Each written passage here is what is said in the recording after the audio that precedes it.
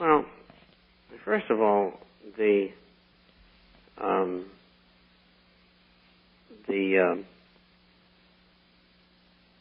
policy is to take each security, each thing that they own, and attach a value to it.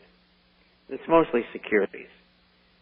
You have a bond, you paid $1,000 for it, you bought it in an underwriting, and let's say that it was rated AAA, and what's happened now is that that particular kind of bond, a CDO, a collateralized debt obligation, which has within it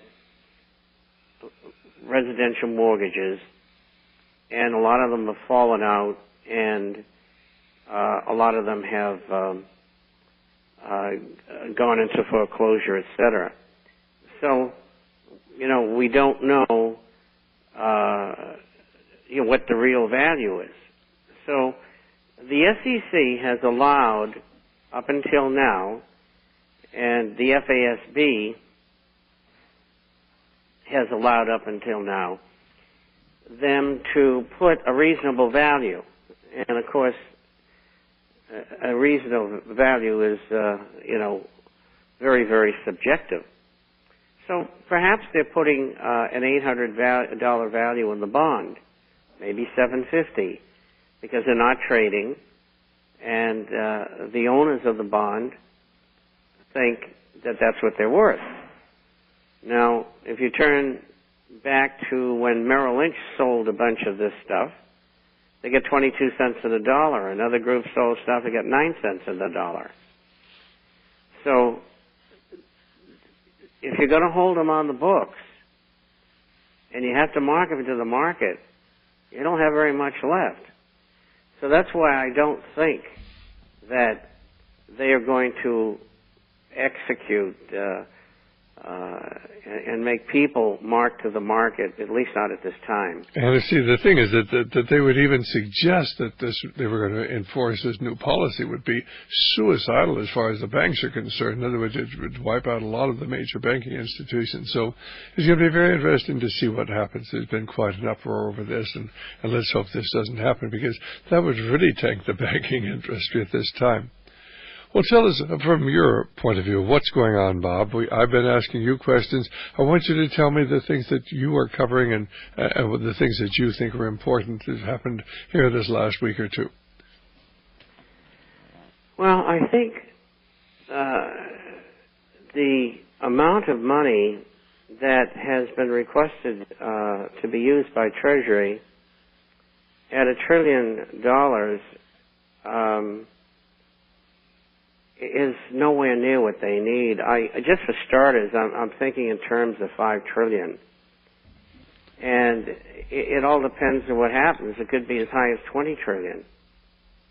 I mean, the figures are astronomical, and what they're saying is that the American public has to pay for all of the mistakes that were made by banking and Wall Street and insurance companies, and goodness knows how many other entities will be bailed out. Well, I don't know why we have to bail out European banks, because a lot of the AIG money was going to European banks. And why should we have to bail out, Goldman Sachs and J.P. Morgan, Chase? They claim that they've got lots of money. They don't have a problem. And it wouldn't have bothered them if AIG had gone bankrupt. Why don't we just let AIG go bankrupt and get rid of all of this, but stop taking the money from the American taxpayer and giving it to Wall Street? That just doesn't make sense. No, it doesn't, but, they're all in on it together. They're all CFR, et cetera. And so that's why they don't fail. That's why the American taxpayer has to pay for all this. But of course, since there's no money, the taxpayer doesn't have that sort of money. The only way, of course, to get this sort of money is simply to inflate or the value, I should say, destroy the value of our currency, to inflate our currency and destroy its value and rob, the people of any security of anything they've ever invested in. All of this is highly inflationary. In fact, it was just this last week when they announced that they were going to go ahead. I think it was the Fed announced that they were going to begin monetizing the debts. They were going to raise $1 trillion. I think 300 billion. Let's see. Part of that was to buy up toxic debt. The other was to buy up house mortgages. But they were going to start monetizing our debt. Why the stock market crashed, gold was up almost, $30 or $40 last week as a result of that statement. That is the most frightening thing. I don't think most people understand the implications of the Fed beginning to monetize debt. Could you explain to our listeners what this is all about? Well, the monetization process, the crux of it is, and I should explain the basics. The Treasury needs money. The Treasury has seen foreign investors, just this last reporting month, which was January, come in with I think it was $148 billion less to buy Treasury and agency paper than they did either the month before or the year before. I forget which it is. And so the Treasury's had this problem of lukewarm response for about 4 months. Now, because we don't have a need to know, and because government lies about everything, it's my suspicion that what's been going on is secretly the Treasury's been selling the Fed already. And I've said this for 4 months. And basically what you're saying is that they've been destroying the value of our currency. They've been creating money out of nothing and buying up the debt, because we have to rely upon other countries to buy our debt. We don't have enough assets. We don't have enough income really to pay the expenses, so we have to borrow money. And as long as other countries are foolish enough to lend us the money, that's fine. But what happens when those countries stop buying our debt? What happens when we have no one to borrow from? Then what happens to America? And that's what's happening.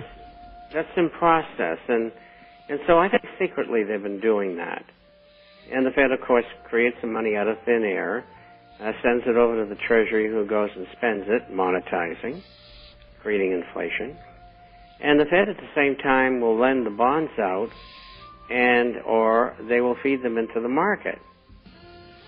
And they admitted that's what they want to do now, but they didn't admit they've already been doing it.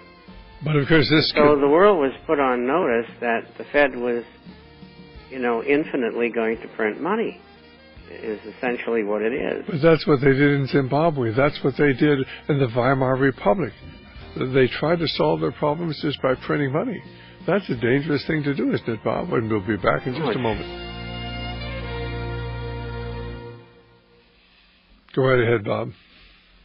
Well, it's a terrible thing to do, because you rob the people who have assets, and you also create tremendous inflation, and that affects those people as well as others who are just gaining assets. And on top of it, with zero interest rates, you can't get anybody to save any money, and understandably so. I mean, the savings are now up to 5%, and they were minus 0.5% about a year ago. And I'm surprised they're that high. Evidently, people who get their bills paid are starting to save money because they're concerned. The only problem is they're saving it at the bank, and that's not the place to do it at. They should be in gold and silver, but they are saving. But the amounts of money that are going to be needed are going to be staggering. And the foreigners haven't shut down, but they've cut back. China's not going to be buying any more treasuries unless they sell agencies. And the Wall Street crowd, including PIMCO, has been buying the Fannie Mae and Freddie Mac paper, probably by prearrangement, from the Chinese and others. And they're taking those funds and they're buying treasuries. But They're buying very short-term treasuries, anything up to 1 year. And that doesn't show much confidence in the future of the dollar, because they're afraid to go long. You know, in the market, they won't go for the 2s, the 5s, the 7s, and the 10, as well as the 30-year paper. And so they're kind of on pins and needles. And I don't know if I've ever mentioned it here, but what's his name, the guy that runs China? Wen Jiabao? Something like that. He started his career as a gold geologist, and I find that very interesting, so he must be pro-gold. And so maybe the Chinese will start buying more gold with their money. But the point is that the U.S. doesn't have enough money coming in. This year alone, between now and fiscal September 30th of this year,